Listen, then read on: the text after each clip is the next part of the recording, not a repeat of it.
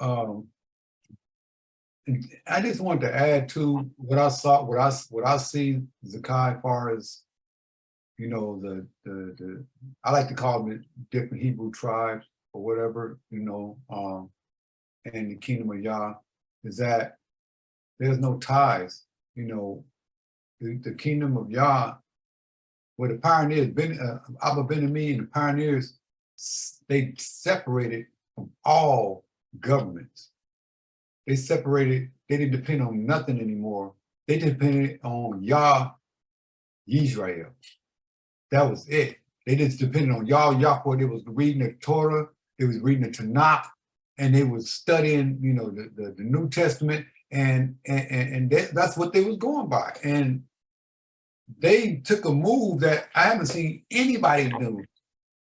They took, now when you talking about the modern day Exodus, that's the modern day Exodus.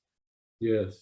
That's the modern day Exodus. They just bumped out under the smoke screen of the civil rights movement. You know, it was straight up unrest in the 60s for us. We was having a hard time. They was assassinating our leaders, you know, and locking us up, sicking the dogs on us, putting water holes on us, you know, spitting out, they just doing all kind of stuff to us. And for Abba Ben Ami to get that message, like, okay, it's time to go. And for them to just, you know, there's an audio that Atur Yadiel Harofe gave us, and Abba said he didn't know what to do. He didn't know what he was, you know, how to do this. He just said, yeah, the message you got, it's time to go. You know, and like he didn't have no plan. He didn't have nothing. He trusted Yah, and he trusted the message that he got, and the pioneers trust Abba Ben Ami's message. And after that, nearly 400 of them left. Nearly 400. That's every time I think about that, that's incredible. Absolutely. That's incredible. How could you just, what you finna do? What? You just go to library and you ain't got nobody over there setting you up. There's no house, no nothing. No, we gonna buy some Sears and Roebuck tents. We finna go in and just kick it in the wilderness. Yep. I just can imagine people thought they was out their mind, you know?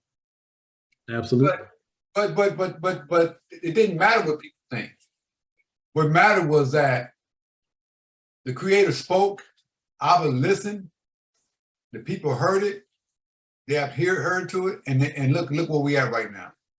And as of today, we got to do the same thing on a different level. We got to step out and do the same thing they did on a different level. We got to go and trust that this message that is being projected to us, that like right now, the restoration village, we got to make that happen. Yes, sir. We got to make the restoration village happen, where people can come and live according to the laws of the Creator that created the universe, that created the grandmother Earth and Mother Nature. Live by those laws. That's a lot, you know. And we can do this. We can do it. Look, I don't have no doubt after hearing how Abba and them left. I have no doubt whatsoever. No one said they can do that. We can do anything. Forget that. Yes, sir. Excellently said. And that's how you, and one, that's how you know that the living word of Yah that's written in the scriptures is true and it's prophetic, because they didn't create something out of their own mind to do what they wanted to do in the 60s. They said, you know, like you say, the Father didn't have a plan. All they had was the scriptures. That was the blueprint. And they said, okay, let's just follow what it says in the scriptures and go from there. And they identified, okay, we can't go straight to Israel. There's a country in Iberia we can go to that accepts African Americans who want to repatriate back to the continent. They'll accept you. You know what I mean? They said, okay, well, let's go that route. And they went there and they made the decision, okay, we're gonna stay here and we're gonna work some things out. We're gonna, you know, release ourselves from all the inequities that we experienced, all the bad habits from America. We're gonna get all that straight here in Liberia. And then after they went through that season of doing it, and 2/3 of them couldn't survive the process. They went back to Africa, to America. That 1/3 that was left said, "Okay, it's time to go. We got somebody in the land. We sent there. He made a way for us. We know what to do now. Now let's raise the money to get the plane tickets." And that's what they did. They came together. They created music groups. They sung all around Liberia. They created a ice cream parlor. They served vegan ice cream back in the 60s. Wow. They raised the money up. And he was able to get every soul that was left in Liberia to the Holy Land. So just based on that, they were able to manifest the plan. But like we talked, a few sessions ago, the idea is that in this dispensation of time, like the true spirit of the idea of Passover can't just be something relegated to memorial Passover from what Moses and them did 4,000 years ago.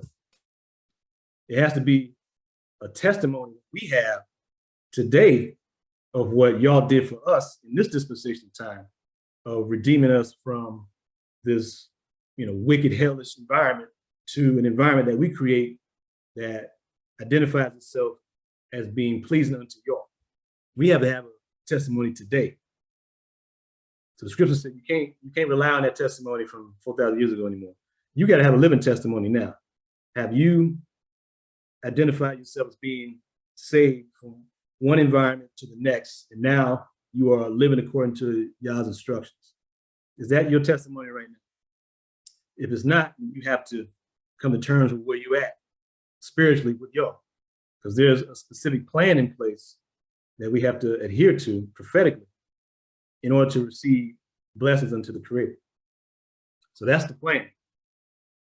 So we have to have, in order to be the key witness, we got to have a living testimony of Yah's salvation today for us.